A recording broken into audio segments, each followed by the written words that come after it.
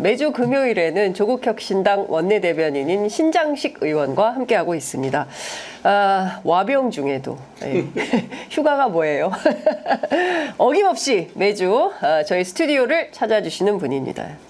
신 의원님 어서 오십시오. 네, 안녕하세요. 신장식입니다. 네, 감기가 일주일째 안 낫고 있어요. 네, 오시자마자 목소리가 안 나와가지고 네, 따뜻한 물을 마시고 그러니까요. 텐션을 자, 의원님만 기다리는 분이 끌어올리고 이렇게 있습니다. 많습니다. 네. 금요일날 감기가 걸렸어요. 그래서 너무 독해가지고 신종플루나 그러니까 독감이거나 요새 돌고 있어요. 코로나 아닌가 해가지고 두 가지를 동시에 검사했는데 둘 다 아니에요? 아니에요. 그래서 뭐 다니는 데는 지장이 없는데 의사가 둘 중에 하나면은 정확하게 찝어서 거기는 특효약이라는 게 말하자면 직방으로 낫는 약 있잖아요. 감기는 직방으로 낫는 약이 없으니 흔히 하던 얘기로 감기약은 먹으면 일주일, 안 먹으면 7일 걸린다고. 그러니까 지금이 오늘이 딱 7일째네요. 오늘이라도 좀 나았으면 좋겠습니다. 내일은 나아야 한다. 그 과로. 제가 보기에 의원님 과로예요. 과로면 이게 감기가 잘 안 낫더라고요. 자는 거 말고는 뭐 다른 특별한 대책이 없다.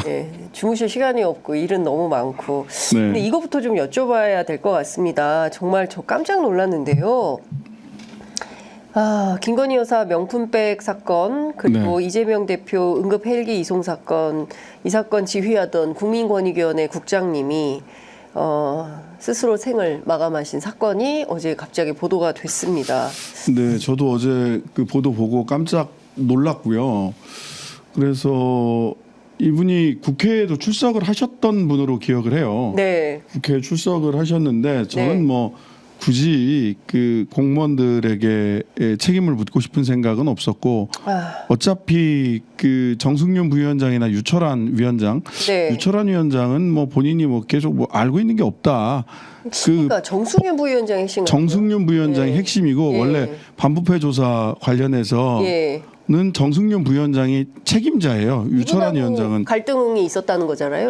언론 보도에 따르면. 언론 보도에 따르면 JTBC 단독 보도에 따르면 양심에 거리끼는 일을 내가 할 수밖에 없고 너무 괴롭다. 위에서 그 본인과 다른 결정을 밀어붙인다라고 하는 취지의 말씀을 하셨다고 주변에 말씀을 하세요. 그런데 이제 뭐 유서라든지 본인이 왜 그런 극단적인 선택을 했는지에 대해서는 정확하게 그 본인의 목소리 내지는 본인이 남긴 흔적을 통해서 확인되지는 않은 거라서 조금 더 조심스러운 측면은 있습니다만은 만약 JTBC 보도가 사실이라면 타살이죠.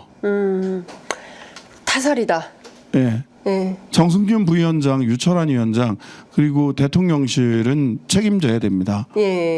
이게 보통 심각한 사안이 아닙니다. 어제 갑자기 이런 사실을 저희가 접해서 놀라고 있고 지금 관련된 그 카톡 내용도 한겨레 신문을 통해서 오늘 일면 머릿 기사로 보도가 좀 되고 있고 뭐 정치적인 쟁점 뭐 이런 걸 떠나서 이 사건을 조사하던 국민권익위원회의 핵심 실무 책임자입니다. 실무 책임자고 고위 공직자죠. 공직자인데 최근 저희가 실망을 드리는 것 같아서 송구한 마음입니다. 참 어렵습니다. 심리적으로 힘드네요. 이런 얘기를 이제 지인들에게 하셨다는 것이고 다른 거 다 떠나서 누가 이렇게 결정 내리면 전 세계가 웃을 것이다라고 안에서도 권익위 안에서도 다 알고 있었던 얘기고 이게 정말 아이들도 알아요. 저런 행동 하면 안 된다는 거를. 그런데 이제 뭐 아랑곳하지 않고 그냥 막 밀어붙이는 거죠. 밀어붙이고 여러 군데 돌아다니고 이제 이러고 사과도 없고 뭐 이런 상황인 건데. 그러니까 그 돌아가신 분은 그 책임자로서 실무 책임자로서 종결이 아니라 수사기관에 보내야 한다라고 하는 의견을 냈던 것으로 이렇게 알려져 있단 말이죠. 근데 왜 그러냐면 또 우리 그 천준호 의원님이 또 한 번 더 확인을 하셨고 저도 현안 질의 때 확인을 했는데 어떤 법률상의 판단 이것도 이제 부패방지법과 관련해서는 법률상의 판단을 하는 기관이에요. 물론 법원으로 가야 되는 게 최종 판단이긴 하겠지만 최종적인 해석권을 가지고 있는 기관이란 말이죠. 그렇다면 법률상의 판단이라는 것은 먼저 사실관계 조사가 있고요. 그다음에 법률 어떤 법률을 적용을 할 것인가를 봐서 포섭의 과정이라고 하는 거 거칩니다. 이제 법률가들이 쓰는 하나의 과정이에요. 네. 사실관계 조사 그리고 포섭 예. 이 어느 법률에 해당하는가 포섭 예. 그런 다음에 법률 결정을 하는 거거든요. 예. 법률 판단을 하는 거거든요. 예. 그러니까 사실 조사가 없이는 포섭의 과정도 그 다음 단계로 나갈 수가 없어요. 사실이 확정이 안 됐는데 네. 어느 법률을 적용할 거냐는 불가능한 거거든요. 예. 그래서 이제 사실관계 조사를 제대로 했느냐라고 예. 물었을 때 최선을 다해서 조사를 했다고 정승윤 부위원장이 계속해서 반복적으로 이야기를 합니다. 그런데 당시에 제가 회의록 15쪽 쪽수도 기억해 회의록을 막 공개를 하라고 하니까 저하고 천준호 의원실 이런 쪽에 자료 요청을 하니까 당시 디올백 네. 그 명품백 그 무혐의 결정을 했던 날에 회의록을 공개를 했어요. 회의록을 받아서 15쪽을 보니까 한 위원이 아니 도대체 사실관계 조사가 전혀 안 돼 있지 않냐. 참여연대에서 신고한 신고서 내용 이외에 네. 사실관계 조사가 전혀 안 돼 있다. 이러고 우리가 어떻게 결정을 하느냐. 말도 안 되는 일이네요. 예. 그래서 정승윤 부위원장한테 네. 아니 당신은 지금 오전부터 내내 네. 최선을 다해서 사실관계 조사를 했다고 하는데 뭘 한 거냐 도대체. 뭘 한 거냐. 네. 회의록에서는 전혀 사실관계 조사하지 않았다고 나오지 않느냐라고 예. 했더니 뭐라고 얘기를 하냐면 회의록이 거짓말하는 거냐 당신이 거짓말하는 거냐라고 했더니 예. 권익위 위원 중에 한 분이 네. 착오한 거다. 차고? 예. 조사 다 했는데도 불구하고 조사하지 않았다고 착오한 거다. 이렇게 얘기를 하는 거예요. 아, 참. 그래서 네. 제가 드린 말씀이 이래서 그 청문회가 필요하다. 정승윤 부위원장 지금 선서 안 하고 얘기하니까 네. 지금 누가 거짓말을 하는지 정확하게 여기서 밝히기가 어렵지 않냐. 청문회가 필요하다. 그리고 지금 그 전원위원들 전원 배석시켜달라. 누가 거짓말하는지 대제를 하자. 그렇죠. 필요하죠. 예. 필요하다. 예. 대제를 하자. 예. 근데 거기서 이제 끝난 거예요. 상임위원장님이 저쪽 당이시다 보니까 거기까지가 나왔으면 당연히 대질 신문을 하자 내지는 청문회를 통해서 확인해 누가 봐야죠. 거짓말을 하는지 확인을 해야 되잖아요. 예. 그런 과정을 제대로 겪어내지 못했기 때문에 저는 굉장히 안타까운 게 직접적인 원인은 저는 이건 정치적 사회적 타살에 가깝다. 보도가 사실이라면 현재까지 드러난 사실이라면 그런데 이런 일이 벌어지지 않게 하려면 그분은 어떤 의견을 냈었고 다른 전원위원들은 어떤 권익위 위원들은 어떤 의견을 냈었고 도대체 사실관계는 어디까지 진행이 됐고 네. 이 부분들이 국회에서 좀 낱낱이 밝혀졌다면 이분이 그런 극단적 선택을 하는 데까지 가셨을까 굉장히 그 책임감도 느끼고 마음이 무척 아픕니다. 그 자리에서 조금 더 진실이 밝혀지고 실무자들의 노력에 비해서 정승윤 부위원장이나 유철한 위원장, 정승윤 부위원장의 독단과 유철한 위원장의 그런 그 방기, 나는 잘 몰라요. 라는 식의 태도가 무책임한 거죠. 예, 그런 무책임한 태도와 독단이 어우러지면서 애꿎은 공무원분이 적어도 양심을 지키고자 했던 직업적 윤리를 지키고자 했던 분들이 극단적 선택을 하는 건 너무 안타깝고요. 실은 전혀 그런 걸 이해하지 못하는 사람들이 있죠. 왜 도대체 양심 때문에 본인의 목숨을 버리고 자부심 때문에 본인의 목숨을 버리느냐. 이해하지 못하는 사람들이 있죠. 그럴 겁니다. 친일파들이 친일한 것도 잘 이해하시는 분들이 양심을 지키는 것의 소중한 가치를 이해하지 못해요.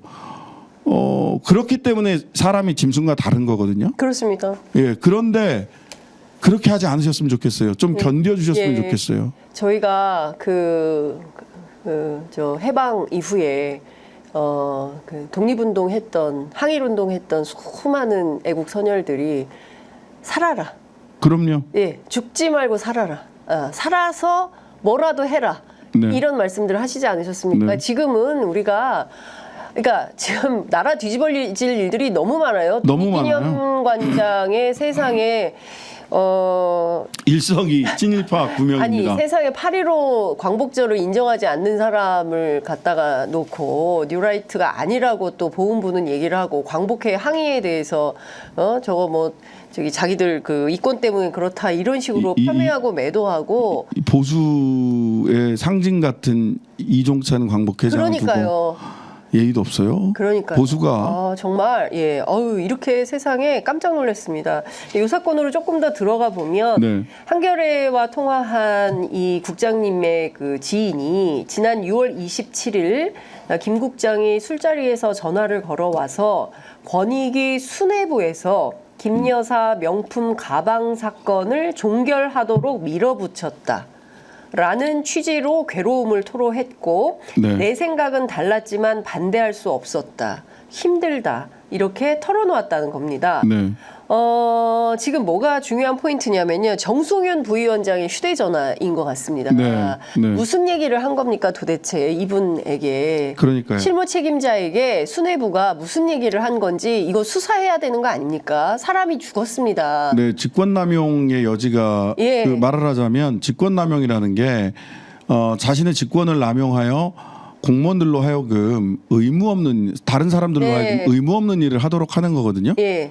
그러면 지금까지 드러난 사실로 보자면 정승윤 부위원장은 그 직권남용에서 잘 빠져나가는 게 직권이 없었다 나는 이건데 빠져나갈 방도가 없어요. 정승윤 네. 부위원장은 이 반부패 관련해서 핵심입니다. 네. 예. 핵심이 아니고 권한을 가지고 있는 예. 사람이에요. 이 사건 책임자예요. 처리하는? 예. 이 사건 처리의 예. 책임자예요. 예. 부위원장이 셋이 있는데 예. 한 명은 행정심판, 한 명은 고충민원, 예. 한 명은 반부패 이거거든요. 네. 반부패가 정승윤 부위원장이에요. 예. 담당이. 책임자네. 예, 책임자예요. 예. 따라서 직권이 있습니다. 예. 직권이 있는데 실무자로 하여금 의무 없는 일을 하게 한 거죠. 나는 분명히 종결 의견이 아니라 수사기관 이첩 이첩, 의견이었는데 종결 의견을 내라고 한 거잖아요. 예. 말하자면 그래서 우리가 그때 계속 국회에서 요구를 했던 게 뭐냐면 자 사무처에서 예. 권익위원회 전원회의에 의견을 사실관계 조사한 거랑 의견을 달아서 제출을 합니다. 그냥 자 이 사건 이겁니다. 알아서 논의하세요. 이렇게 하지 않아요. 그래서 최초의 권익위원회 권익위 전원회의에 올린 사무처의 최초 자료가 뭐냐. 그리고 검토 과정 어떻게 됐냐, 네. 사실관계 조사 어떻게 했냐라는 자료를 내라는 거예요. 네네. 하나도 안 내요. 심각하네요. 네, 하나도 안 내요. 네. 그다음에 정승윤 부위원장이 그때 제가 질의를 했을 때 그럼 회의록이 거짓말한 거냐, 당신이 거짓말한 거냐라고 했을 때 위원 한 분이 착오하신 겁니다라고 얘기를 했죠. 예. 누가 거짓말했다는 거냐? 이게 아니, 다음 회의록을 보시면 네. 착오했다는 사실이 드러난대요. 그럼 다음 회의록을 달라. 줘요? 안 줘요. 그러니까요. 확인이 불가한 거 아닙니까? 예. 그러니까 이 아니 부분에 근데 그 대해서 착오했다고 지목 받으신 그분 또 얼마나 황당하시겠습니까? 그러니까요. 내가 뭘 착오를 했다는 거야 이러실 거 아니에요? 당연하죠. 아니 그거를 회의 자료가 올라왔는데 네. 자 사실관계 보고서가 있냐 없냐를 착오한다고요? 말이 됩니까? 따라서 아니 그런 분이 지금 권익위원이라는 얘기예요? 말도 네. 안 되는 얘기를 하고 있는 거 아닙니까 네. 지금? 그래서 정승윤 부위원장은 네. 그리고 유철한 위원장, 예. 정승윤 부위원장은 직접적인 직권남용 혐의에 대해서 수사 대상이 되어야 하는 것이 맞고요. 네.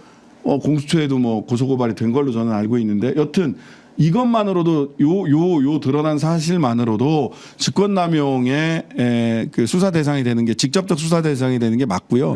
그다음에 최종 책임자인 기관장인 유철한 위원장 같은 경우 공범 내지는 방조범으로서 조사받는 게 그 예. 신분으로 조사받는 게 합당하다고 생각을 합니다. 예.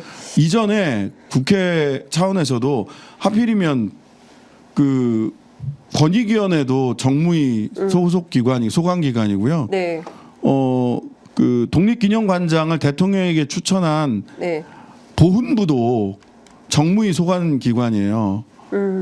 그래서 네. 사실은 이 과방이나 법사위 일하듯 했다면 벌써 현안 관련된 상임위가 소집이 됐어야 됩니다. 네.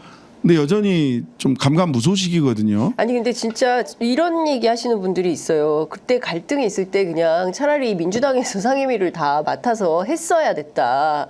지금 안 돌아가지 않습니까? 통해는 회의가 뭐예요? 거의 이런 분위기예요. 국방이 어제 처음 열렸고요. 국방이 어제 처음 열렸고. 그러니까 지금 이 도대체가 그 국민의 공복이라는 국회의원들이 상임위도 정부 비호한다는 차원에서 상임위도 열지 않고 자기들의 업무를 해태하는 거 아닙니까? 네. 네. 그래서 오늘 좀 야당 정무위 소속 의원들이랑 네. 의원님들이랑 좀 상의를 하기로 어제 몇 분하고 통화를 했는데 네. 일단 빈소가 차려지고 조문을 받으신다면 그 자리에부터 먼저 찾아가서 저희들이 고개 숙여서 추모하고 또 사죄드려야 될 분들은 유족들에게 사죄드리고 당시 그 당사자가 어떤 상태에 있었는지를 좀 차분하게 좀 살펴봐야 되고요.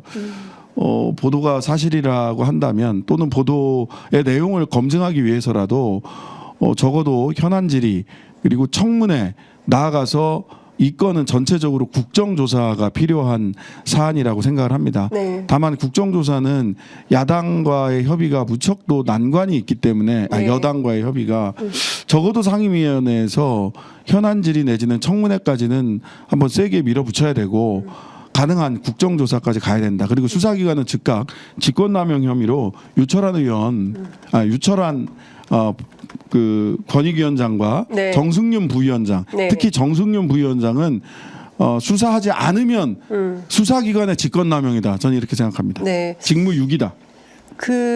이쯤 되면 이게 사람이 죽은 사건이 돼버렸어요. 네. 김건희 여사의 명품백이 지금 일파만파 파장이 굉장히 커지고 있는 상황인 겁니다. 그런데 이번에 윤석열 대통령 내외 분께서 휴가를 떠나지 않았습니까? 이번 휴가 주에? 가 있죠. 휴가가 있는데 남해 어딘가에서 다 돌아다니고 싸돌아다니고 계시더라고. 아니 근데 두 사람이 지금 따로 다녀요. 따로 다니더라고요. 예, 부인은 지금 부산에 있고 김건희 여사는 그리고 이제 저렇게 부산에서 뭐 고양이 밥 주고 있고 아무 일 없는 것 같습니다. 지금 이 사건 본인과 연루된 이 사건으로 그 실무 책임자가 스스로 목숨을 끊는 이 엄청난 사건이 벌어졌음에도 불구하고 아랑곳하지 않는 태도. 뭐 명란연구소 다니고 저런 태도. 뭐 이런 소리 써놓고. 그 사진 찍고 이제 지금 저런 상황을 보면 이게 진짜 이걸 어떻게 해야 됩니까, 의원님 정말 이런 저분들은 네. 인간의 양심, 뭐 역사 이런 거에 대한 개념이 없어요.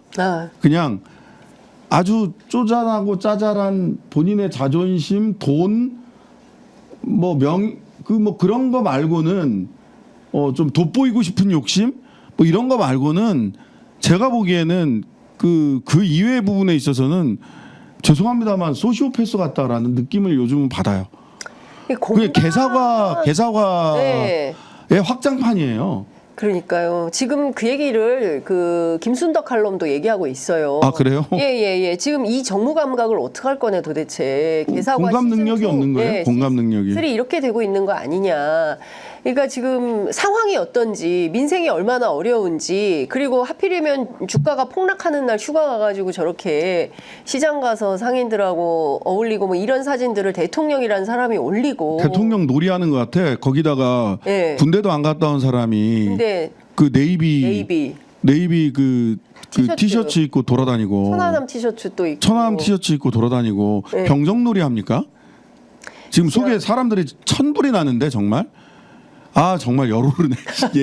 얘기하다가 열이 막 끌어오르네요. 예, 진짜 얘기하다가. 천불이 납니다. 천불이 납니다. 그러니까 지금 나라가 너무 황당무계한 상황이 되잖아요. 저는 최근 들어서 제일 그 참을 수 없는 대목이 그 광복절을 인정하지 않는 사람을 김형석 교수를 어떻게 독립기념관장에 앉히는 발상을 할 수가 있을까? 본인이 그렇게 강연하는 거 저도 나왔는데 네. 45년 8월 15일 날 나라가 광복절이 아닙니다. 여러분들이 라고 잘못 알고 있는 것처럼 단언을 하더라고.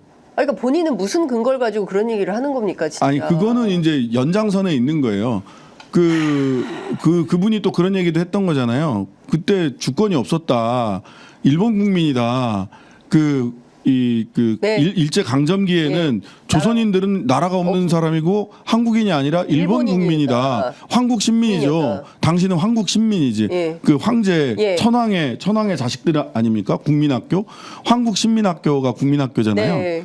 그래서 그 이야기에는 우리 이종찬 회장이 항상 하시는 말씀이 뭐냐면 네. 나라가 왜 없냐? 나라는 있었다. 주권을 뺏긴 거지. 주권을 뺏겼을 뿐이지 나라는 항상 있었다. 그리고 불법적으로 한 거 아닙니까? 예, 일본이. 불법적으로 한 거다. 예. 근데 이제 그때 이분 머릿속에는 나라는 없었고 예. 그래서 48년 8월 15일 대한민국 정부 수립일이 건국절로서 그때가 건국절이다. 그러니까. 건국절이 광복절이 아니라 건국절이라고 생각을 하는 아니 거예요. 이승만조차도 그 시절에 그런 얘기를 한 적이 없다는데 네. 마치 이승만이 그때 무슨 뭐 건국의 아버지인 양 이렇게 표징을 삼아가지고 주장하는 이 세력들이 문제다. 현대판 밀정의 용산에 그림자가 있는 어른거린다. 거리다. 네? 이종찬 회장님 말씀입니다. 예. 우리 얘기가 아니에요. 밀정의 그림자가 용산에 어른거린다. 예. 난 누군지 알겠어. 그러니까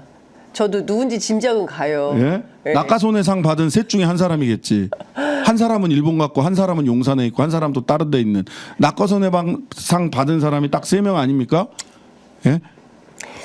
박철희 일본 대사, 신임 일본 대사가 낙하손해상 받았고요. 예. 김태호 안보 김태호. 1차장이 낙하손해상 받았고 예. 그다음에 한 사람이 낙하손해상 받았죠.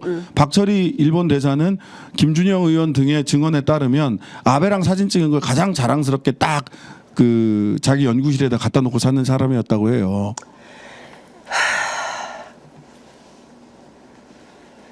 그러니까 결과적으로 이 천불나는 거를 앞으로 3년간 더 견딜 거냐, 하루라도 빨리 끝낼 거냐, 둘 중에 하나밖에 안 남았다. 근데 저는 견디라면 견딜 수도 있다. 저는 각오가 돼 있어요. 네. 견딜 각오가 돼 있는데 그 와중에 더 섬세하고 더 이 자존이 세신 분들, 이런 분들이 극단적 선택을 할까봐 저는 그게 걱정돼요.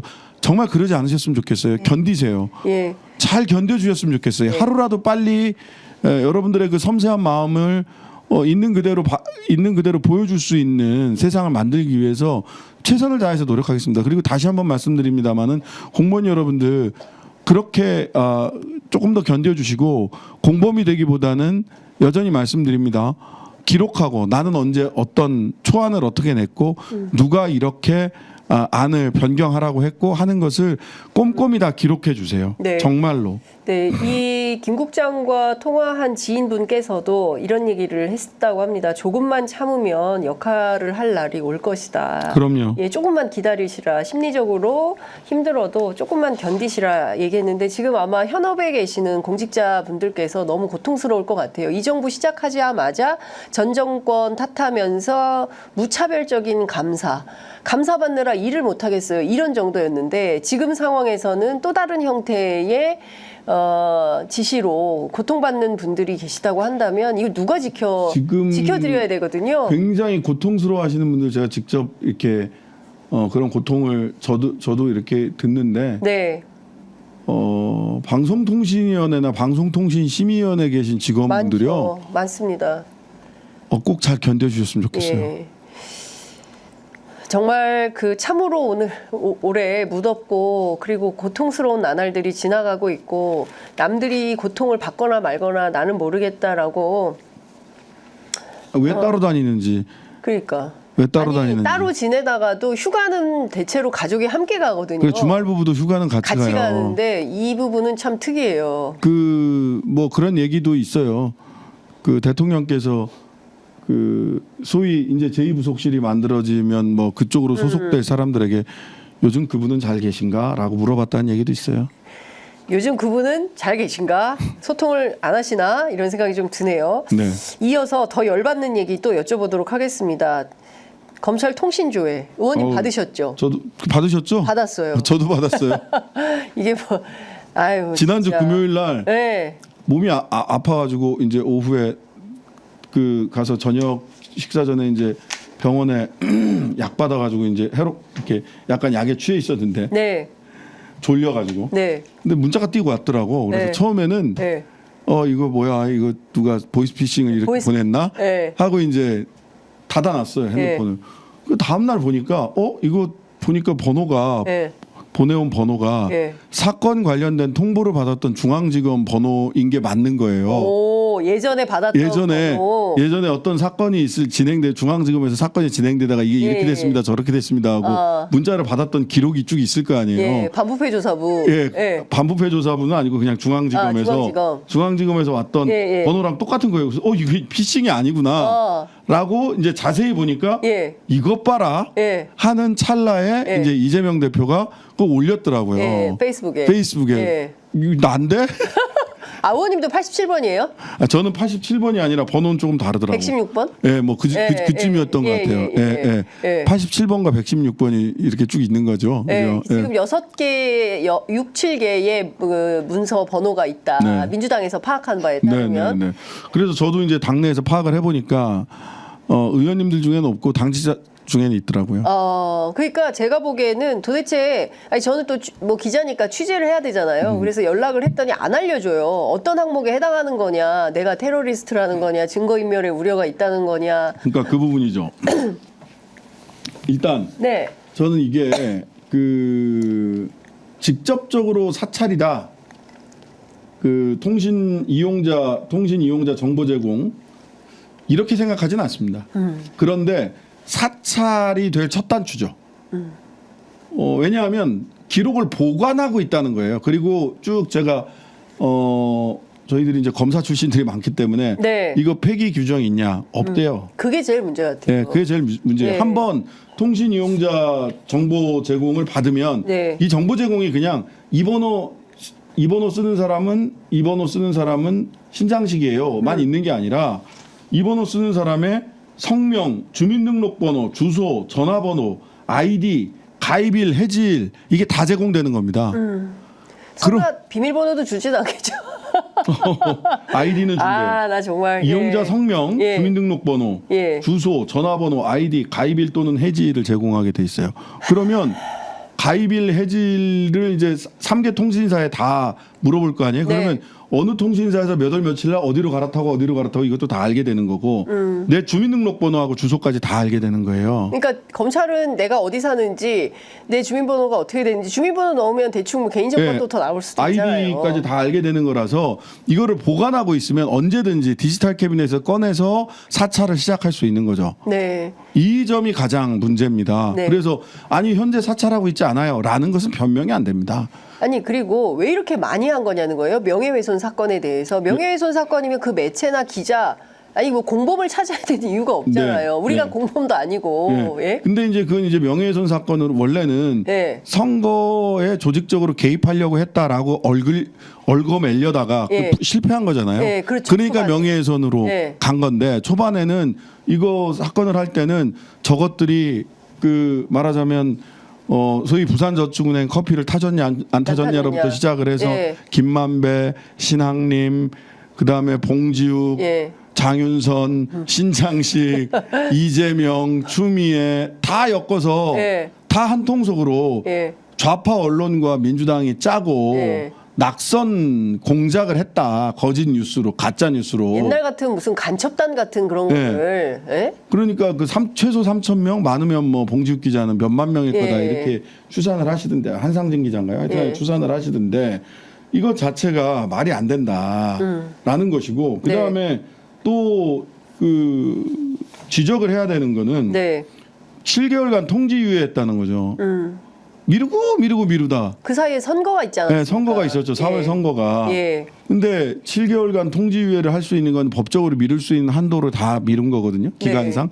근데 원래 30일 후에 통지하게 돼 있고 1월 5일 날 제 건 받더라고요. 그러면은 2월 5일 날, 2월 4일, 5일 날 4일 어간에 통지를 해줬어야죠. 총선 바로 앞이잖아. 그러면은 이제 법적으로는 30일씩 2번 연기할 수 있도록 돼 있잖아요. 근데 연기할 사유가 있어야 돼요. 사유가 전기통신사업법에 보면 국가 및 공공의 안전 보장을 위태롭게 할 우려가 있는 경우. 위태롭게 하신 적 있으세요? 없어요. 의원님 테러리스트예요? 그러니까 피해자 또는 그 밖의 사건 관계 내 생명이나 신체의 안전을 위협할 우려가 있는 경우 해당 사유가 해소될 때까지. 여기서 피해자가 누구예요? 이 사건의 피해자는 윤석열이에요. 윤석열 대통령이에요. 윤석열 또는 그 밖의 사건 관계인, 그 밖의 사건 관계인들의 윤석열과 그 밖의 사건 관계이나 생명이나 신체의 안전을 위협할 우려 있는 행동을 하셨어요? 없어요. 전 만난 적도 없어요. 네. 전화번호만 알아요. 7070. 그다음에 증거인멸, 도주, 증인 위협 등 공정한 사법 절차의 진행을 방해할 우려가 있는 경우 도망 다니실 생각이셨어요? 저 여기 있어요. 어디 안 가요. 저 그때 방송도 너무 많아요. 저 신장식의 뉴스사이트 진행할 하고 있을 때입니다. 때예요. 진행할 때 피해자 또는 그 밖의 사건 관계의 명예나 사생활을 침해할 우려가 있는 경우 윤석열 사생활 침해할 우려가 있어요? 우리가? 없습니다. 질문 조사 등의 행정 절차의 진행을 방해하거나 과도하게 지연시킬 우려가 있는 경우 저희가 내가 무슨 행정 절차를 방해할 그때 뭘 했다고 방해해. 행정 절차를 방해해요. 아, 가만히 앉아서 정말. 방송하고 있었는데 내가 일주일 하루의 생활 루틴이 아침에 일어나서 수영하고 그리고 아침 뉴스 전부 스크린하고 네. 신장식에 오늘 쓰고 네. 그다음에 방송 점검해서 방송하고 이 정말 너무나도 모범생. 평화롭고 모범생다운 생활을 하던 사람이 네. 갑자기 테러리스트 내지는 행정 절차 방해, 사생활 침해범이 됐어요. 여기 너무 불쾌하고요. 네. 이 어느 사유에 해당해서 내가 7개월이나 지난 다음에 통보를 받았는지 검찰이 해명해야 됩니다. 제가 장 기자님도 마찬가지고요. 물었어요. 제 그 항목 가운데 어디에 해당하는지 알려달라고 했더니 전화 받으신 수사관께서 한숨을 길게 쉬더니 저희가 확인해서 연락드리겠습니다. 확인을 어떻게 해? 지금 오늘 금요일이잖아요. 월, 화, 수, 목, 금.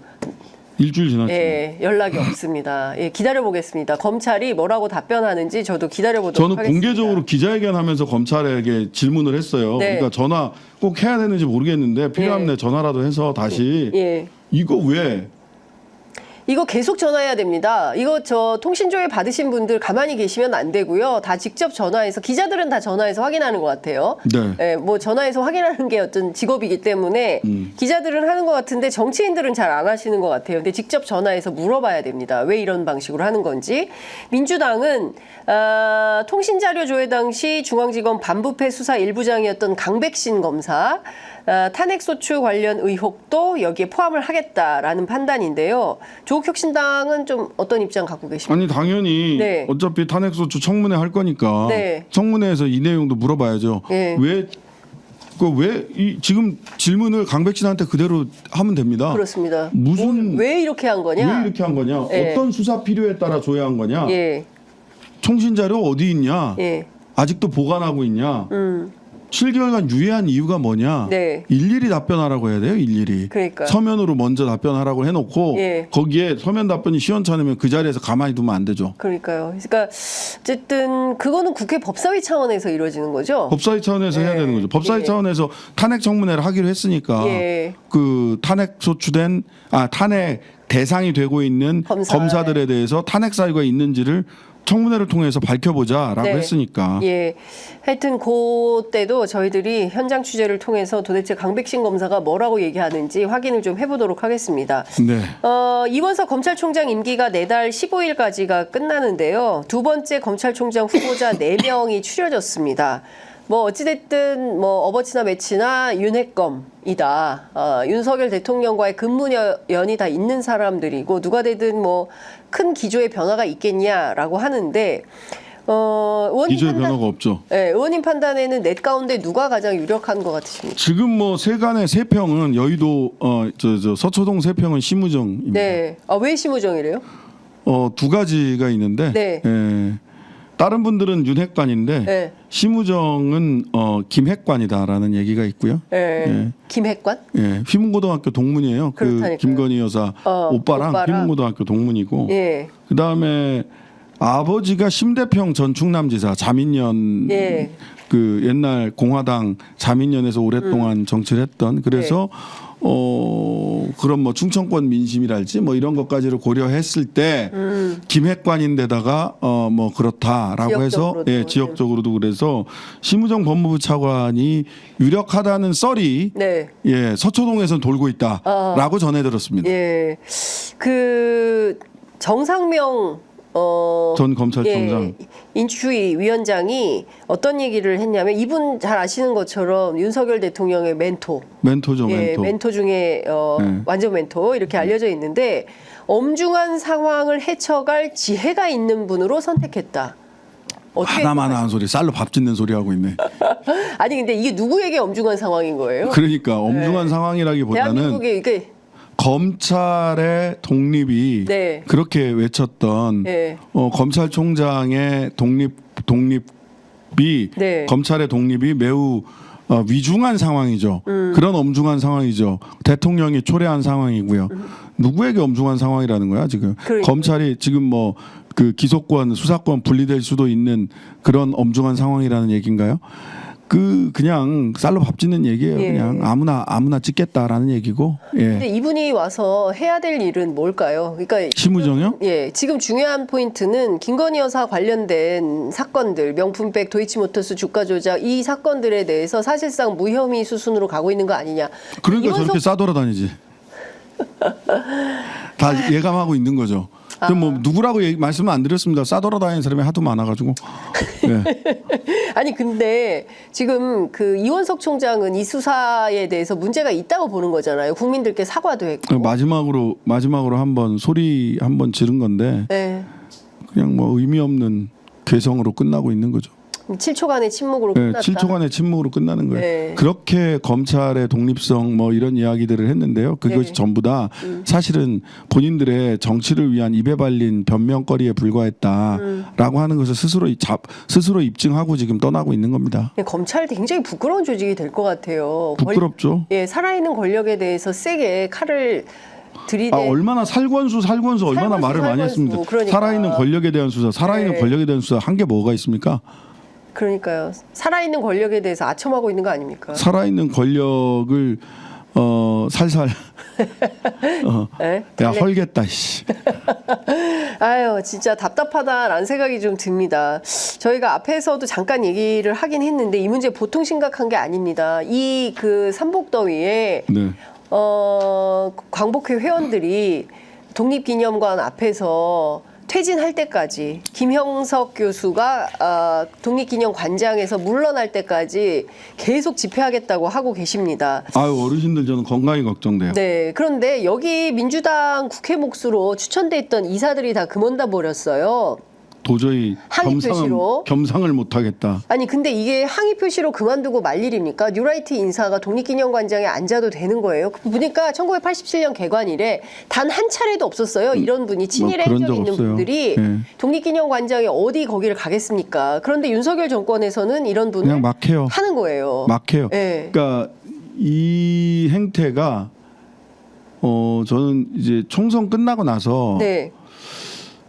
뭐 기자들이랑 김치찌개랑 계란말이도 먹고 이재명 뭐 대표도 이렇게 만나고. 이재명 대표도 만나고 근데 그런다고 해서 지지율이 올라가는 것 같지도 않고 쇼통으로는 근데 여기서 조금 더 밀리면 진짜 밀려날 것 같고 하니까 1도 밀리지 않겠다 오히려 더 과거보다 더 세게. 더 세게 더 뻔뻔하게 하겠다라고 기조를 잡은 것으로 보여요. 이진숙, 김문수, 그다음에 김영석, 유영석. 그다음에 뭐 동북아 역사재단 예. 서양사학자를 앉혔죠. 동북아 그래. 역사재단 이사장한테 한국학중앙연구원에다가 낙성대연구소 네. 김낙년 예. 소장, 소장인가 교수인가 교수는 이렇게 아닌 소장 것 같아요. 예. 소장을 앉혔죠. 네. 이렇게 그냥 막 가는 겁니다. 그래서 예. 누구 배가 째지나 한번 해보자. 근데 진짜 이거는 참을 수가 없는 거 아니겠습니까? 특히 이제 보수 쪽에서 이종찬 예. 전직 안기부장도 하셨고 전 안기부장 하셨죠. 군인 출신이고 군 출신이고 예. 육사 출신에 예. 전 안기부장 하셨고 DJ 때 안기부장을 예. 하셨죠. 그리고 독립운동가의 후손이고 예. 정말로 우리나라 명문가라고 예. 할 수 있는 독립운동가의 후손이시고 이분이 더 이상 견딜 수가 없는 거죠. 그래서 8.15 네. 그 경축 행사의 예. 오찬에 네, 대통령 불참하시겠다. 초청, 대통령 예. 초청 오찬에. 그래서 저희들도 조국 대표도 안 가기로 하셨고요. 그다음에 우리 김준영 의원하고 이혜민 의원은 사도광산에 8.15 요즘에 네. 이건 또 뭐 국가에서 제대로 지원이 안 돼가지고 사비로 그게 무슨 얘기예요? 사비를 들여서 국가에서 사도광산 지원이 안 돼요. 된다는 게 무슨 말이에요? 뭐 국회에서든 어디서든 지원이 안 돼서 출장 가는 거 아니에요? 예, 그래서 사비로 그냥 출장 가기로 했습니다. 사비로 사도광산에 가서 예. 현장 조사하고 실제로 이야기하고 있는 외교부에서도 지금 문서를 왜곡했다라는 것이 어제 또 확인이 나왔잖아요. 됐어요. 모든 노동자를 한국인 노동자로 외교부가 바꿔버렸어요. 예. 이런 건 비롯해가지고 이들이 얼마나 진짜 친일 매국 부역 정권인가라고 하는 점을 현장에 가서 확인하고 항의하고 어제 이혜민 의원이 이렇게 톡방에 저희들 그 의원들 단톡방에 가방 싸고 있습니다. 태극기를 소중히 챙겼습니다. 이렇게 올리셨더라고요. 아유. 이게 뭡니까 이게 지금 국회의원들이 지금 21세기에 2024년에 사도광산에 태극기들 놓고 독립운동하러 가야 되는 기분이에요. 안호균. 뭐 그런 느낌이에요. 안호균 지금 저기 지금 우리도 지금도 우리는 싸우고 있다. 그 시절에 밀정을 처단하러 가야 되는 거예요. 아니 이게 지금 우리가 해방 정국도 아니고 나라 빼앗긴 서름을 겪어야 되는 예, 식민 지배를 받는 백성들도 아니지 않습니까? 엄연한 OECD 11대 경제대국이고 군사력, 국방력 세계 6위 국가고 네. 전 세계가 K-팝, 예? K-컬처 얼마나 많은 사람들이 한국이라면 좋아하고 한국의 기업에 대해서도 환호하고 이러고 있는데 어떻게 우리가 일본에 대해서 이렇게 굴욕적인 태도를 지속적으로 예? 정치 지도자들이 그러니까 이렇게 행동을 할 수 있는지 도대체 국민들의 자존심이나 이런 거가 아무런 고려 대상이 안 되는 것 같아요. 이 사람들은 네, 이 역사 왜곡을 어떻게 할 겁니까 도대체? 이 사람들은 이렇게 생각하고 있는 것 같아요. 소위 저는 전부터 이렇게 그 말씀을 쭉 드렸는데 사회 진화론자들이에요. 사회 진화론이라는 건 뭐냐면 동물 세계, 이 생태계의 약육강식과 인간의 사회가 동일하다라고 하는 전제에서 시작을 하잖아요. 네. 따라서 사자가 토끼를 잡아먹는 것을 도덕적으로 비난할 수 없듯이 강대국이 약소국을 지배하고 착취하는 것은 자연의 섭리다. 따라서 당시에 일본이 강대국이었기 때문에 일본 때문에 조선이 망한 게 아니라 약소국인 조선이 스스로 힘이 없었던 것이고 따라서 일본이 조선을 먹은 거는 그리고 침략해서 식민 지배하면서 착취한 것은 그것은 억울해할 일이 아니라 니들이 스스로 못났다는 것을 과거에 우리가 못났다는 것을 반성해야 될 몫이다. 그게 정진석 비서실장의 논리 아니에요? 예, 그 논리예요. 예. 그렇게 생각을 하고 있는 거죠. 예. 그런데 이제 중요한 거는 그 논리만으로 놓고 보더라도 네. 일본이 그렇게 예. 대한민국보다 예. 힘이 세고 아름다운 나라가 아닙니다 지금. 그럼요. 지금 우리가 더 잘 나갑니다. 예, 더 예. 발전 가능성을 더 가지고 있는 거고 그렇습니다. 우리는 치고 나가는 물론 예. 지금 많이 이 정부 들어서 많이 꺾였지만 근데 기본적으로 사회 진화론에 입각해 있는 거예요. 예. 그러다 보니까 아니 그 당시에 그 강대국이 와서 조선을 먹는데 거기에 세상이 이렇구나라고 세상을 정확하게 파악하고 열심히 살았던 친일파들이 무슨 잘못이야. 그 윤서인이 했던 거잖아요. 친일파들은 참 그때도 열심히 부지런히 살았는데 독립운동 했던 사람들은 그냥 인생 대충 살다 보니까 자손들도 지금 가난하게 살지 않냐. 공부도 못하고. 예, 그게 이제 윤서인 씨의 예, 그렇게 만화에 그렸던 거잖아요. 네. 그 인식을 그대로 갖고 있는 거예요. 니들이 조금 더 부지런히, 조금 더 열심히, 조금 더 세상 돌아가는 물정을 알아서 일본이 강대국일 때는 일본한테 굴종하고 미국이 강대국일 때는 미국 따라다니고 하는 게 그게 자연의 섭리야 이 못난 것들아 라는 이야기를 하는 겁니다 지금. 아니, 도저히 받아들일 수가 없는 주장을 하는 것이고 예. 그 최근에 더 기가 막힌 건 뭐냐면 8.15를 기화로 해서 테러리스트 김구 정한기라는 사람이 이 책을 낸다는데 반일 종족주의의 공동 저자예요. 강제동원 위안부 강제성 부인하고 있고 부정하고 있고 식민지 근대화론을 옹호하면서 말씀하신 그 맥락입니다. 그 그대로 맥락. 이제 고수하는 사람인데 이거 학술 연구 차원이라고 또 주장을 합니다. 학술 연구 차원일 수 있어요. 인정합니다. 저 뭐 표현의 자유를 인정하니까 문제는 그런 이야기들이 전부 다 반박되고 말이 안 된다 등등등 이렇게 다 반박이 되고 있어요. 예. 그런데 보란 듯이 그런 생각을 가진 사람만 독립기념관장에 동북아 역사재단, 예. 한국학연구소 그다음에 뭐 국사편찬위원회 이런 데다가 자리에 꽂잖아요. 그러니까요. 그거는 소위 사상의 자유시장에서 걸러진 생각을 가지고 그래서 국민 다수의 공감을 받는 사람들을 그 자리에 세우는 게 아니라는 거죠. 그렇습니다. 정치적 권력을 가졌다고 해서 예. 그러한 사상을 국민들에게 강요하고 예. 그러한 사상을 널리 펼치는데 예. 국가가 우리 국민들의 세금을 가지고 적극적으로 지원하고 있잖아요. 어떻게 한국의 독립기념관장이 친일파들의 억울함을 풀어주겠다가 취임 일성일 수 있습니까? 그러니까 니들이 사전을 다시 들여다보겠다는 거잖아요. 니들 돈 가지고 하고 싶으면 해. 그것도 네. 사상의 자유시장에서 다 걸러줄게. 예. 근데 국가 권력을 가지고 국민들에게 그 사상을 강요하려고 하지 말란 말이에요. 예. 근데 그 사상을 강요하려고 하고 있고 예. 그 사상에 어긋나는 얘기를 하면 소위 반일 감정을 부추긴다. 주장한다. 예. 반일 감정을 부추기는 좌익 맹동 세력이다. 이렇게 비난하고 공권력을 이용해서 탄압하잖아요. 그렇습니다. 이게 문제라는 겁니다. 예, 니들끼리 모여 앉아서 해. 니들끼리 모여 앉아서 뭐 그냥 방구석에 말까. 앉아서 여포질을 하든 하라고. 예. 그런 거는 뭐 다 보장해 줄게. 예. 우리는 파쇼 국가가 아니니까. 예. 근데 그와 다른 이야기를 하는 사람들을 대통령이 직접 예. 4.19 때, 5.18 때 이런 때 나와가지고 반일 감정 부추기는 좌파들이다. 빨갱이들이다. 가짜 인권운동 하는 사람들이다. 가짜 인권운동가다. 이렇게 찍어서 탄압하잖아요.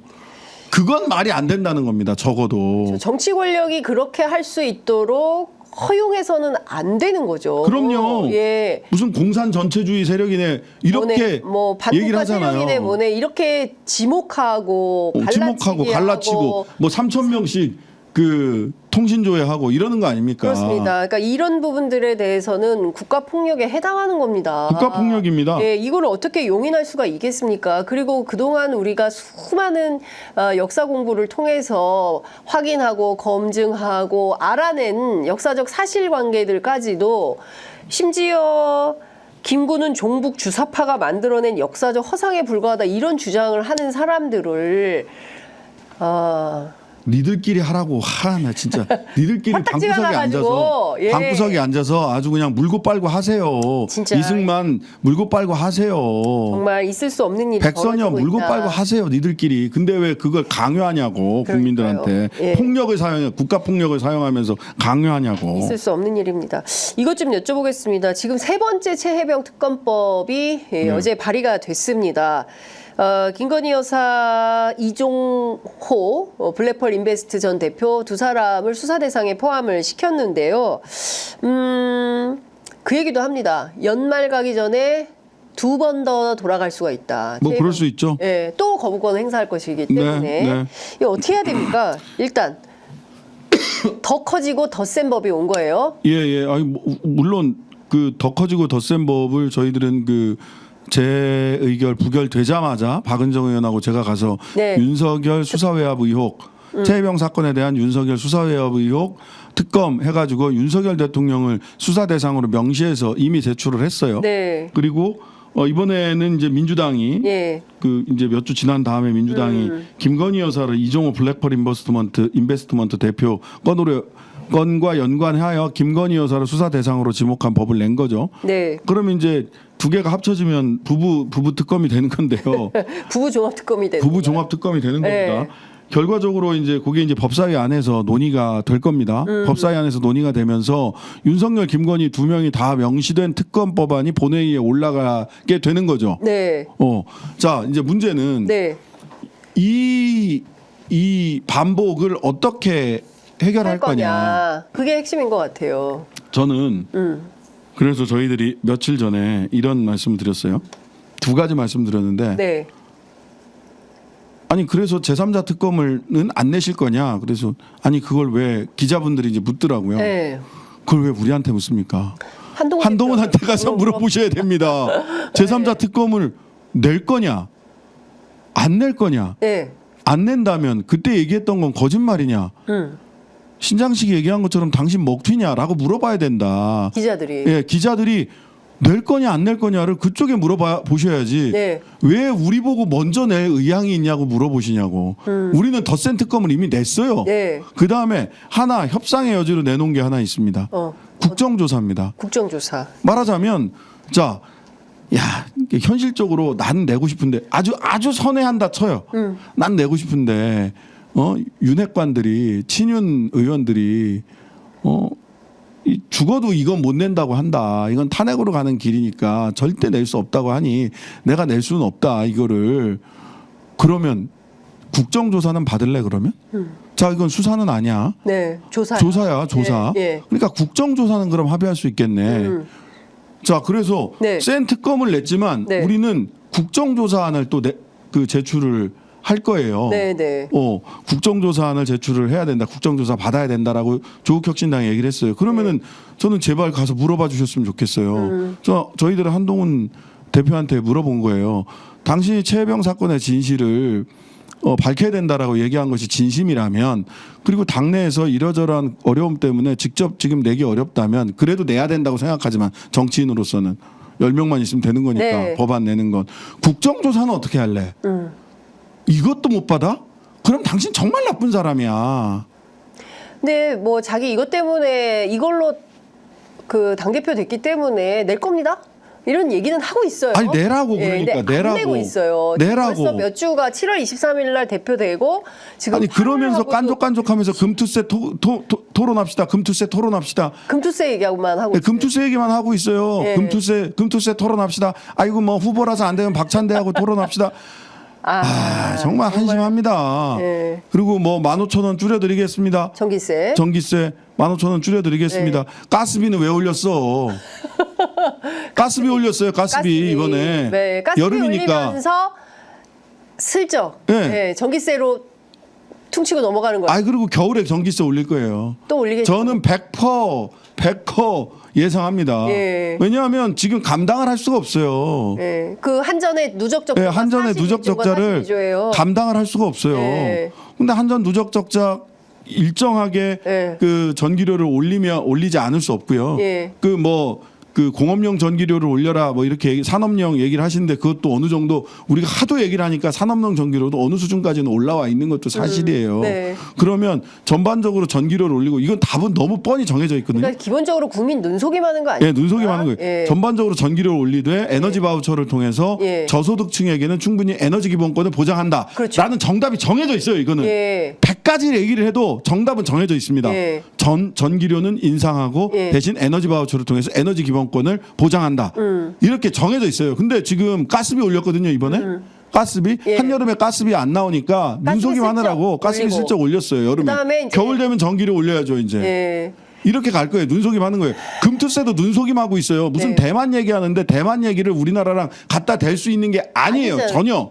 대만은 지금 금융실명제도 안 돼 있어요. 돼 있는 나라예요. 아주 후진적인 금융 시스템을 가지고 있는 예. 나라예요. 그러니까요. 그런데다 갑자기 우리나라 금투세는 뭐 24% 정도 얘기를 하는데 5천만 원 예. 공제하고 그때 석 달 전에 금투세 시작 대만이 석 달 전에 갑자기 50%로 예. 확 해버린 거예요. 그러니까 도저히 이거를 견디지를 못했고 예. 결국은 다시 또 다 올라가고 예. 금투세 대만 시장 지금 지금 다 괜찮아졌거든요. 네네네. 그리고 이번에 금투세 때문에 무슨 뭐 주가 폭락이 폭락한 왔다? 것처럼. 그거 통계 보세요. 그럼 대만은 왜 떨어지고 일본은 왜 왜 떨어지고 떨어졌어요? 미국은 왜 떨어져? 예. 미국 같은 경우는요. 금투세가 우리나라보다 훨씬 셉니다. 예. 특히 단기 1년 안에 1년 안에 매매하는 금투세는 예. 거의 50% 가까이 세요. 아니 그리고 돈 벌었으면 세금 내야죠. 돈 많이 벌었잖아요. 5천만 원 이상 1억 정도 버는 게 1%밖에 안 된다면서요. 예, 물론 1,400만 가운데 14만이라면서. 저는 이제 불합리한 부분들이 저도 살펴보니까 있어요. 손익통산 부분이라든지 예. 그다음에 말하자면 원천징수라든지 네. 이런 부분들은 기재부가 자기들 세금 걷기 편하도록만 만들어 놓은 거예요. 이쪽 편의를 그 국민들이 납부 편의도 생각을 해야 아니 되고. 근데 우리는 왜 기재부 편이 검찰 편이 검찰 수사 편이 봐주느라고 통신 자료 다 털리고 그러니까 예? 원천징수 관련해서도 기재부 편이에요. 봐주는 기재부 거고. 편이. 예. 그러니까 국민 편의를 누가 봐주는 거예요?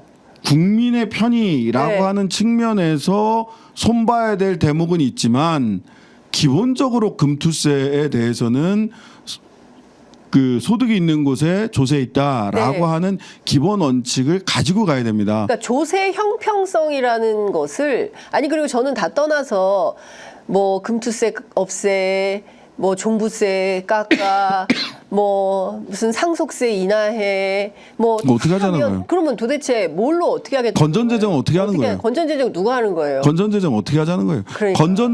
건전재정이라고 얘기를 했지만 소위 윤석열식 건전재정은 한 번도 이루어진 적이 없고요. 계속 세수 적자잖아. 그렇습니다. 세수 적자. 예. 세수 적자가 나면 누가 가장 손해를 보느냐? 예. 가난한 사람들이에요. 국민들이에요. 가장 말단에서부터 복지와 국가 서비스가 사라집니다. 근데 금투세와 관련해서 뭐 소위 얘기하는 야권 지지자들도 금투세는 폐지해야 된다 이런 주장을 하시는 분들이 많고 그다음에 누구죠 진성준 의원 뭐 저기 페이스북인가 뭐 블로그에 찾아가서 몇천 개 댓글 달면서 네. 예, 뭐 민주당 탈당한다 이런 분들 막 있다는 거잖아요. 이해합니다. 세금을 좋아하는 사람은 아무도 없고요. 예. 근데 또 이 금투세는 여야 간에 네. 사실 처음에 추경호 원내대표가 냈을 때는 그 지금 5천만 원이잖아요. 네. 2,500이었어요. 그러니까. 2,500. 아니 그리고 이게 여야가 이미 합의했던 거죠. 합의했던 2020년에 거고. 예, 4년 전에 이미 합의해놓고 네. 2번이나 유예해서 저는 기재부 그 세금 걷기 편한 쪽으로 해서 손익통산 기간이라든지 5년으로 해놨는데 네. 전체 기간으로 하는 게 맞죠. 5년 안에 5년 뒤에 그럼 손실 날 수 있기 때문에 예. 손익통산 기간이라든지 원천징수해야 된다든지 예. 원천징수에서 일단 떼간 다음에 손실이 나면 내가 손실이 났습니다라는 것을 국민이 입증을 해서 다시 인정하네. 돌려받아야 돼요. 그거 너무 어렵죠. 너무 불편하고 예. 어려운 일이에요. 또 증권회사도 아니, 하나로 요새 가야 AI 된다. 시대에 자동방으로 돌아갈 수 있게 해야 예. 되는 거 아닌가? 하나로 가야 된다. 이런 예. 등등등의 예. 그다음에 사모펀드가 오히려 돈 있는 사람이 더 득을 본다라고 하는 부분도 있는데 이것도 이제 사실은 저도 다 따져봤어요. 구간별로 조금 달라요. 사모펀드별로 조금씩 다르고 그래서 이런 부분들에 의구심이 가게 되는 부분들, 국민들이 불편한 부분들 이런 부분들은 정돈을 하는 게 맞습니다. 그리고 거래세를 유지해도 좋다라고 말씀을 하시는데 저는 거래세는 가장 원시적인 세제거든요. 통행세랑 똑같은 거예요. 인두세. 그러니까요. 예. 성문을 한번 통과할 때마다 돈을 받는 거예요. 예. 입장료는 입장료. 예, 그렇죠. 거래할 때마다 내야 예, 되는 예. 거니까. 그다음에 그런 거는 이제 없애는 게 맞고요. 예. 그다음에 왜냐하면 성문에 성 안에 계속 사는 사람은 큰 예. 돈 가지고 한두 번만 거래해도 되는 사람은 예. 돈을 덜 내도 돼. 예. 근데 성 바깥에 살면서 성 안에 들어가서 일해야 되는 사람 아침 저녁으로 들락날락 거려야 네. 됩니다. 그럼 그런 계속 사람들이 내야 되잖아요. 거래세를 계속 내고 네. 있는 거예요. 인두세랑 다를 바가 없어요. 심각한 그런 거죠. 세금은 없애는 게 맞습니다. 네. 또는 줄여 나가는 게 맞죠. 그런데 소득이 있는 곳에 소득을 과세해야 된다는 원칙은 저는 지켜져야 된다고 생각을 하고요. 네. 그런 측면에서 보자면 조금 우리가 그러면 우리 자본시장이 잘못해서 어떻게 되는 거 아니냐. 네. 근데 우리나라 자본시장이 그 뭐 먼저 빠져나간다 뭐 이런 네. 얘기를 하는데 그거는 이제 선수들한테 물어봐도 그렇습니다. 아니 세금이 그러면 미장 소위 미국장 있잖아요. 서학개미 아무도 못합니다. 세금 제일 많이 내는 데가 미국장이에요. 투자 가치가 있으니까 가는 거예요. 네. 돈이 되니까 그쪽으로 가는 겁니다. 미장이 활활 타고 있으니까 그쪽으로 투자자들이 가는 거고 네. 미장이 왜 활활 타느냐? 거기에는 엔비디아를 비롯해서 굉장히 그 미래 가치가 굉장히 뛰어난 주식들이 그 자리에 있기 때문인 거고요. 네. 그다음에 우리나라 같이 기업 지배 구조가 개판이라서 돈이 있는데 주식이 올라가는 거를 바라지 않아. 그러니까. 예. 주식이 있는 거를 왜냐하면 제발 총수가 상속하는데 세금 많이 내야 되니까 예. 주식이 올라가는 걸 바라지 않아요. 얼마 전에 제가 얘기했던 신성통상 같은 경우는 예. 자꾸 배당해라 예. 하니까 아니 나 그냥 상장 폐지하고 내가 주식 개인 회사로 가족 회사로 바꿀래 이런단 말이에요. 근데 실제 개미들에게 네. 16억 5천 얼마 전에 배당한 게 전체예요. 근데 내부 유보금이 3,200억이에요. 세상에. 근데 이걸 2,300원에 전부 다 3,000원, 4,000원에 산 사람들도 있는데 네. 2,300원에 공개 매수하겠다는 거예요. 그러니까 매수가 되나? 그렇죠. 안 팔렸어요. 예. 근데 또 추가로 매수하고 추가로 매수를 하고 할 수 있을지 모르겠는데 예. 저는 그 신성통상 염 회장님한테 2,300원에 염 회장님 주식 내가 살 테니까 나한테 좀 파세요. 이러고 싶어요. 나도 좀 사고 싶네. 네. 네. 아니 사내 유보금이 3,200억이야. 절대 주주들이 한테 안 주겠다는 거예요. 주는 거잖아요. 내 돈이야 이거네. 이것 때문에 이런 말도 안 되는 지배 구조 때문에 예. 기업 지배 구조 때문에 그런 것 때문에 우리 그 코리아 디스카운트가 예. 벌어지고 있는 거거든요. 예. 이런 부분들을 근본적으로 해결하는 게 아니라 잠깐 그 구조적인 해결보다는 잠시 잠깐 인기에 영합하거나 포퓰리즘 하는 얘기. 심각합니다. 예, 포퓰리즘입니다. 예, 저희 지금 뭐 세관마약 사건도 좀 다뤄봐야 되는데 지금 59분 24초 지나고 있어서 짧게만 말씀을 좀 듣고 TMF 사태도 좀 짚어봐야 되는 정무위 현안이어가지고 네, 시간이 네. 없어가지고 이제 마무리해야 될 것 같네요. 벌써 예. 몇 시가 됐네요. 예, 오늘 저희가 시리아 방송되고 하다 보니까 시간이 너무 빨리 갔어요. 정말. 근데 너무 많습니다. 정말 국회 현안도 많고 일이 많아서 휴가도 못 가시고 그러나 대통령은 휴가 중이라는 사실 돌아와서 거부권을 또 행사를 할 거고 시간은 속절없이 흘러가고 있다 이런 말씀 좀 드립니다. TMF 사태 요것만 좀 말씀을 해주세요. 이거 해결 방안 어떻게 마련이 좀 되고 있습니까? 지난번에 그 정부에서 내놓은 방안은 어찌됐든 뭐 빚을 좀 더 내주게 하겠다는 거잖아요. 네네 빚 예. 돌려막기 거기다가 말도 안 되는 생색내기식 네. 얘기였는데 죄송합니다. 네. 지금 조사와 수사가 어느 정도 진행되고 있는 것 같아요. 그리고 소위 구영배 월드에서 그분이 이렇게 살고 계셨는데 구영배 월드는 지금 무너지고 있는 것 같습니다. 사모펀드가 구영배 씨 경영권을 이제 안 되겠다. 내가 회수하겠다라고 하고 있는 것 같습니다. 네. 그런데 전 여기서 한 발짝 더 들어가서 이 사모펀드와 저는 구영배 씨 간에 흔히 이제 드랙 얼롱 조항이라고 이야기를 하거든요. 드랙 얼롱. 끄집어 당기면 같이 따라오는 조항이라고. 네, 네. 만약 상장하지 못했을 경우에는 네. 사모펀드는 구영배 씨랑 드랙 얼롱 조항이나 이명 개혁을 통해서 나스닥에 그 Q 익스프레스를 나스닥에 상장하기 위해서 이 못된 짓을 한 것 같다. 그 자기 밑에 자회사들의 돈을 큐익스프레스나 큐텐 쪽으로 다 끄집어 당기고 뭐 다른 회사 사는데도 쓰고 한 것 같다라고 말씀드렸잖아요. 네.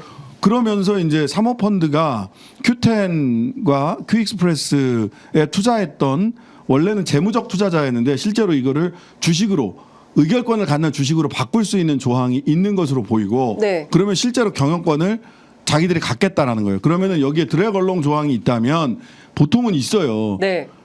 네가 나스닥 상장을 못했을 경우에 네 돈 내지는 회사 돈을 내가 먼저 가져간다라는 선취 조항이 있을 수 있습니다. 즉 미정상금보다 재무적 투자자들 사모펀드들한테 돈이 먼저 갈 그나마 남아있는 돈이 먼저 갈 예. 가능성이 있고요. 이면 계약을 통해서 구영배 씨가 거기에 따라서 자기도 그럼 어느 정도는 보장받는 이면 계약이 저는 있을 수 있다고 봐요.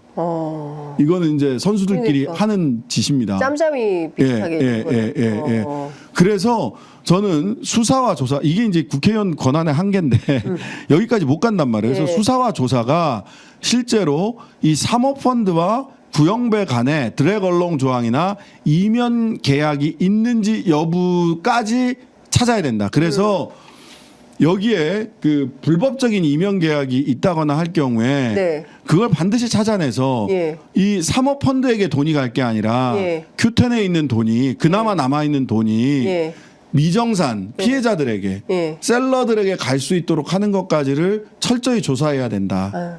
알겠습니다. 하여간 그 보통 심각한 문제가 아니기 때문에 저희가 오전 11시부터 진행되는 코너에서 요 문제에 대해서는 조금 경제적으로 짚어보려고 이용우 합니다. 전 의원님. 예, 이용우 예. 의원님 그다음에 김용남 전 정책위의장 두 분 모시고 관련된 내용 들어보도록 하겠습니다. 오늘 말씀은 여기까지 듣겠습니다. 감사합니다. 네, 주말에 감사합니다. 좀 쉬세요. 네, 감사합니다. 감기 꼭 나으시기를. 예. 네.